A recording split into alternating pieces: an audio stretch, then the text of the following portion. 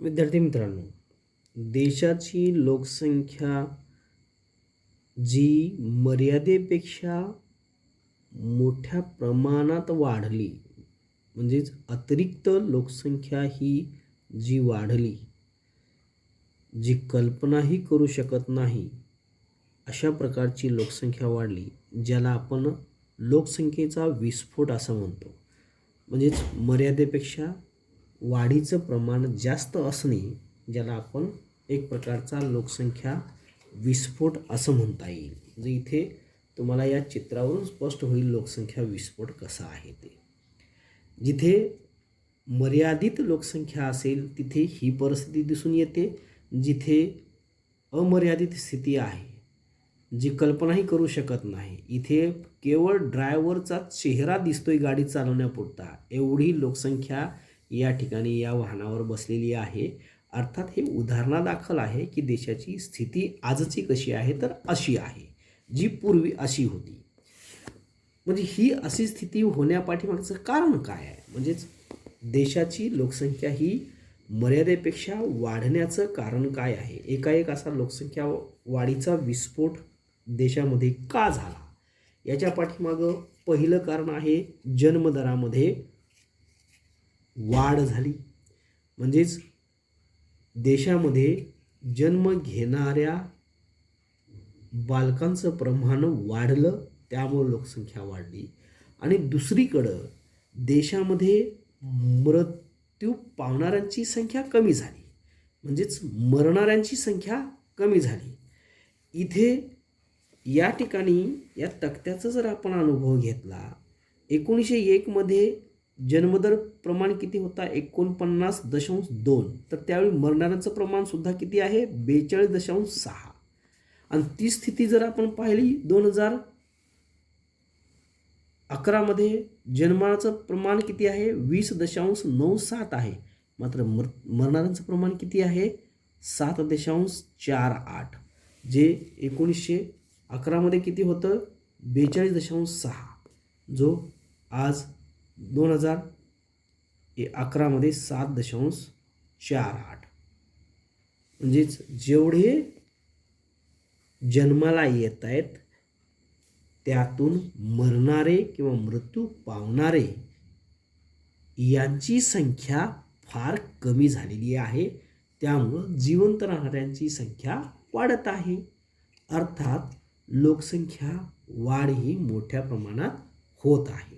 आणि म्हणून या लोकसंख्या वाढी पाठीमागची कारणं शोधत असताना आपल्याला जन्मदर हा का वाढत गेला आणि त्याचबरोबर देशामध्ये मृत्यू पावणाऱ्यांची संख्या कमी झाली,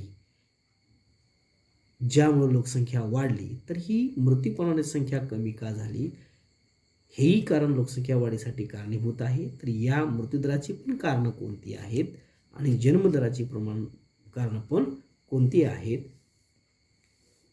ही अभ्यासली की आपल्याला लोकसंख्या देशामध्ये ही मोठ्या प्रमाणात किंवा लोकसंख्येचा एकाएक विस्फोट का झाला याची माहिती आपल्याला मिळू शकेल.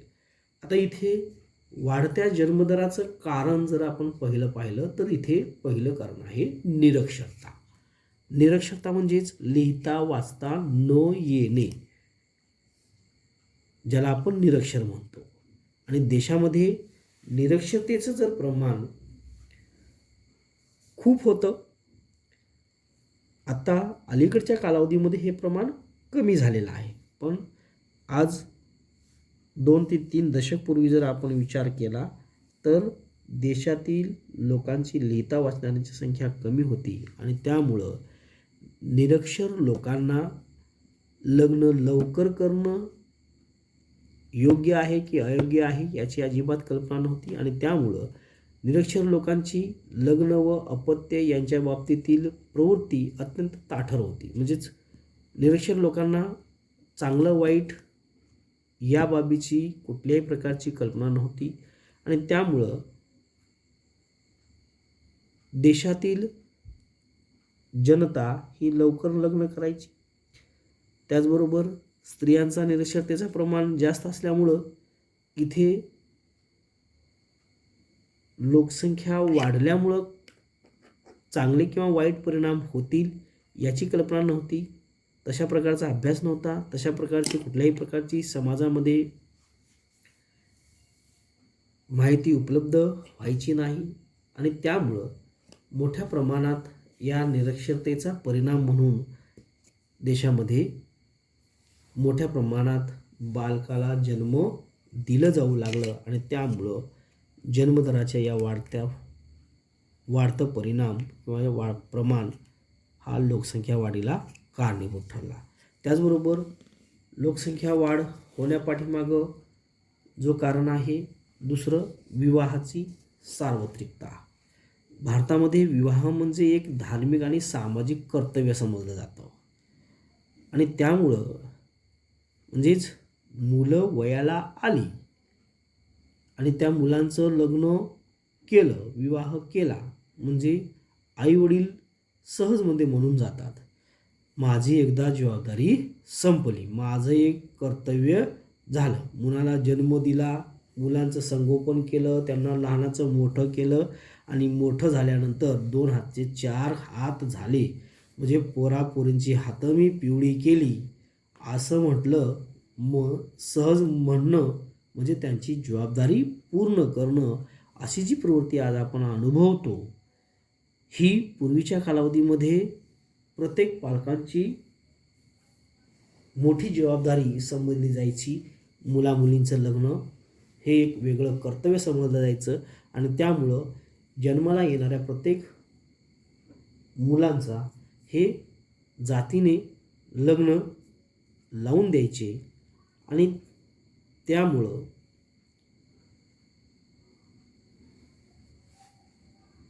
बालकांना जन्म घालण्याची प्रवृत्ती ही वाढतच गेली आणि त्याचबरोबर हळूहळू शिक्षणाकडे सुद्धा या ठिकाणी देशातील जनता ही वळत होती आणि शिक्षणाच्या माध्यमातून सुद्धा लोकसंख्येची माहिती देऊनही लोक या विवाहाकडे एक वेगळ्या दृष्टीनं पाहू लागले आणि बदलत्या परिस्थितीनुसार ही विवाहाची प्रवृत्तीसुद्धा बदलत जाऊ लागली आणि आज तागायत आपण या विवाह हा जो एक कार्य आहे, जे हे आईवडिलांची जबाबदारी म्हणून म्हटलं जाणारं कर्तव्य आहे, हे कर्तव्य आजच्या कालावधीमध्ये आपण अनुभवतोच आहे. ही प्रवृत्ती जी आहे, विवाह हे सार्वत्रिक कार्य आहे आणि हे केलंच पाहिजे या जबाबदारीपोटी देशातील प्रत्येक तरुण मुलं मुलींचं लग्न होतच गेलं आणि त्याचा परिणाम देशामध्ये अधिक बालकाला जन्म दिला जाऊन देशाची लोकसंख्या ही मोठ्या प्रमाणात मर्यादेपलीकडे वाढण्यात रूपांतरित होऊन देशाची लोकसंख्या मोठ्या प्रमाणात वाढलेली दिसून येते किंवा लोकसंख्येचा विस्फोट झालेला आहे असं आपल्याला म्हणता येईल. त्यानंतर पुढचं कारण आहे विवाहाचं वय. भारतामध्ये इतर देशांच्या तुलनेमध्ये लग्नाचं सरासरी वय जो आहे हा कमी आहे, ज्यामध्ये स्त्रियांसाठीचं वय 18 वर्ष आणि पुरुषासाठीचं वय 21 वर्ष. आता इथे 18 वर्ष झाल्यानंतर मुलींचं आणि मुलांचं 21 वर्ष झाल्यानंतर भारतामध्ये कायद्याने विवाह करण्यास परवानगी आहे. मात्र बऱ्याच मोठ्या प्रमाणामध्ये जो निरक्षर भाग आहे किंवा निरक्षर आईवडील आहेत, ज्या भागामध्ये कुठल्याही सोयीसुविधा नाहीत किंवा उद्योगधंदे वगैरे नाही आहेत किंवा मोठ्या प्रमाणात काम मिळत नाही आहेत, अशा भागामध्ये लोक या 18 आणि 21 वर्षापूर्वीच मुलामुलींचं लग्न लावून देतात. कमी कालावधीमध्ये लग्न लावून दिल्यामुळं त्या नवीन जोडप्यांना जास्तीत जास्त बालकं जन्माला घालण्यासाठी वाव मिळतो आणि ते 1-2 पेक्षाही जास्त बालकाला जन्म दिलं देतात आणि त्याचा परिणाम या लवकर विवाह पद्धतीमुळं जास्तीत जास्त बालकाला जन्म घातला गेल्यामुळं देशाची लोकसंख्या ही मर्यादेपेक्षा जास्त वाढलेली आहे, लोकसंख्येचा विस्फोट झालेला आहे असं आपल्याला म्हणता येईल. त्याचबरोबर चौथं कारण जे आहे, मुलगाच हवा.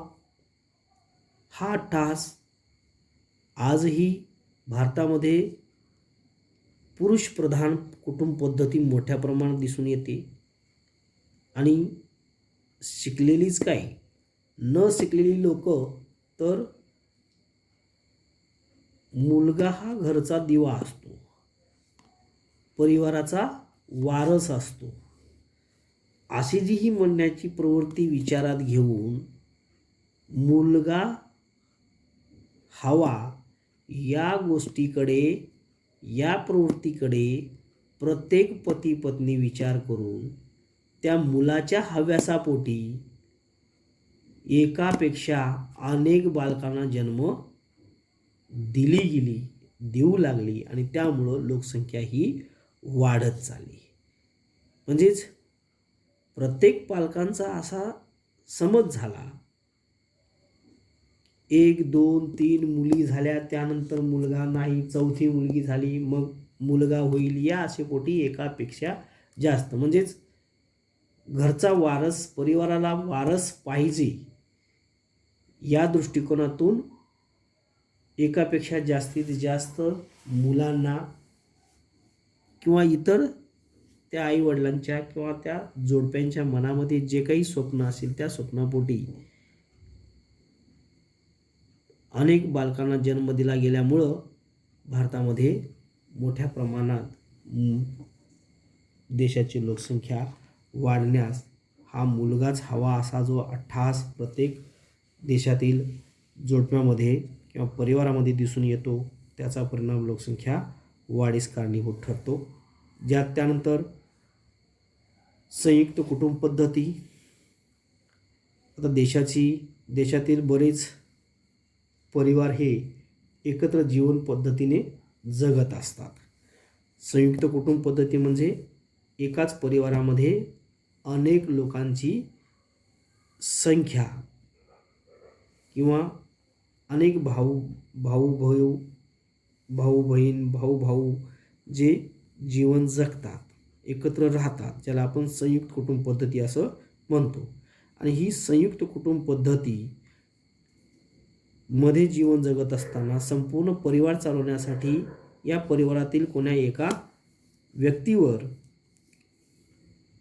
जबाबदारी नसते, हे सगळेजण जबाबदारी स्वीकारतात. आणि त्यामुळं अशा कुटुंबामध्ये किती बालके जन्माला येतात किंवा त्या बालकांचं संगोपन कसं केलं जातं वगैरे याची कुठल्याही प्रकारची चिंता नसते. कारण लहान बाळ आलेला जन्माला जो आहे, अशा मोठ्या संख्येच्या कुटुंबामध्ये सांभाळ करत असताना कुठल्याही प्रकारच्या अडचणी येत नाहीत. कारण लहान बाळांचा सांभाळ करण्यासाठी या परिवारामध्ये अनेक माणसं आहेत आणि त्यामुळं त्यांना मुलगा किंवा मुलगी जन्माला घालणं हे आपल्या परिवाराच्या दृष्टीने फारच अत्यंत जाचक आहे किंवा कठीण आहे, हे कधीही त्यांना भासत येत नाही.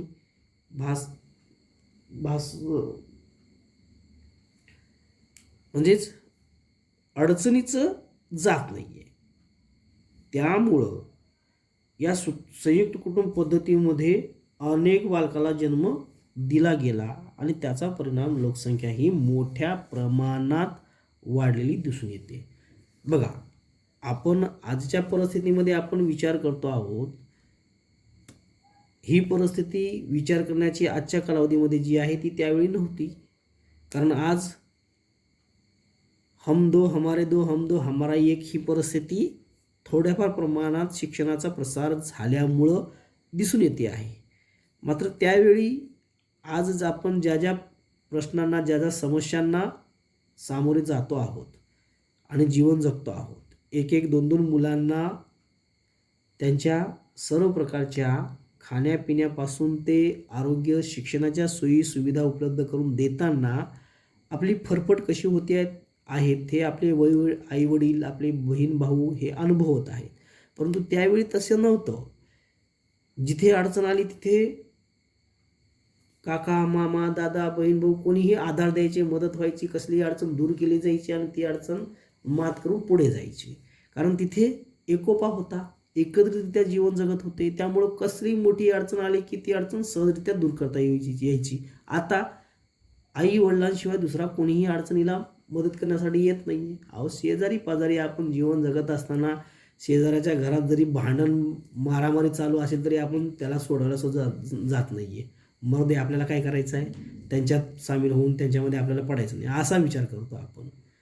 तर त्यावेळेस परिस्थिती ही वेगळी होती. आणि त्यामुळं या संयुक्त कुटुंब पद्धतीमध्ये मोठ्या प्रमाणात बालकाला जन्म दिला जाऊ लागला आणि त्याचा परिणाम लोकसंख्या ही मर्यादेपेक्षा जास्त वाढली. त्यानंतर शेतीवरील अवलंबित्व. भारत हा शेतीप्रधान देश असल्यामुळं भारतामध्ये जीवन जगणारी लोकसंख्या ही